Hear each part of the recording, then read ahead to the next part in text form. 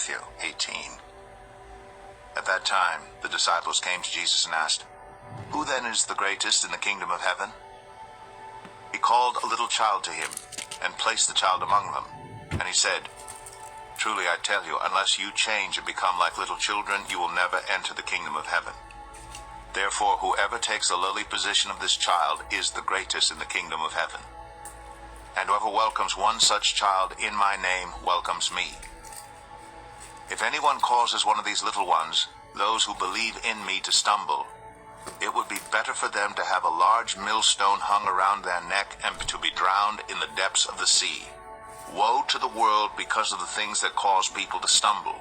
Such things must come, but woe to the person through whom they come. If your hand or foot causes you to stumble, cut it off and throw it away. It is better for you to enter life maimed or crippled than to have 2 hands or 2 feet and be thrown into eternal fire. And if your eye causes you to stumble, gouge it out and throw it away. It is better for you to enter life with 1 eye than to have 2 eyes and be thrown into the fire of hell. See that you do not despise one of these little ones, for I tell you that their angels in heaven always see the face of my Father in heaven. What do you think? If a man owns 100 sheep, and one of them wanders away, will he not leave the 99 on the hills and go to look for the one that wandered off? And if he finds it, truly I tell you, he is happier about that 1 sheep than about the 99 that did not wander off. In the same way, your Father in heaven is not willing that any of these little ones should perish.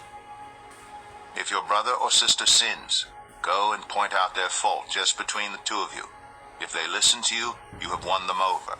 But if they will not listen, take 1 or 2 others along, so that every matter may be established by the testimony of 2 or 3 witnesses. If they still refuse to listen, tell it to the church. And if they refuse to listen even to the church, treat them as you would a pagan or a tax collector. Truly I tell you, whatever you bind on earth will be bound in heaven, and whatever you loose on earth will be loosed in heaven. Again, truly I tell you, that if 2 of you on earth agree about anything they ask for, it will be done for them by my Father in heaven. For where 2 or 3 gather in my name, there am I with them." Then Peter came to Jesus and asked, "Lord, how many times shall I forgive my brother or sister who sins against me? Up to 7 times? Jesus answered, "I tell you, not 7 times, but 77 times.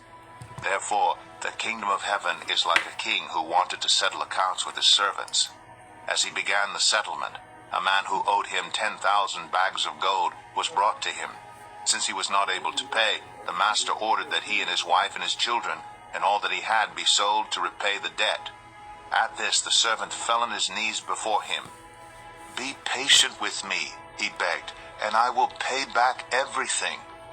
The servant's master took pity on him, canceled the debt, and let him go. But when that servant went out, he found one of his fellow servants who owed him 100 silver coins. He grabbed him and began to choke him. 'Pay back what you owe me,' he demanded. His fellow servant fell to his knees and begged him, 'Be patient with me, and I will pay it back.' But he refused. Instead, he went off and had the man thrown into prison until he could pay the debt. When the other servants saw what had happened, they were outraged and went and told their master everything that had happened. Then the master called the servant in. 'You wicked servant,' he said, 'I canceled all that debt of yours because you begged me to.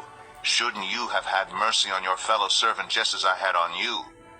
In anger, his master handed him over to the jailers to be tortured until he should pay back all he owed. This is how my heavenly Father will treat each of you, unless you forgive your brother or sister from your heart."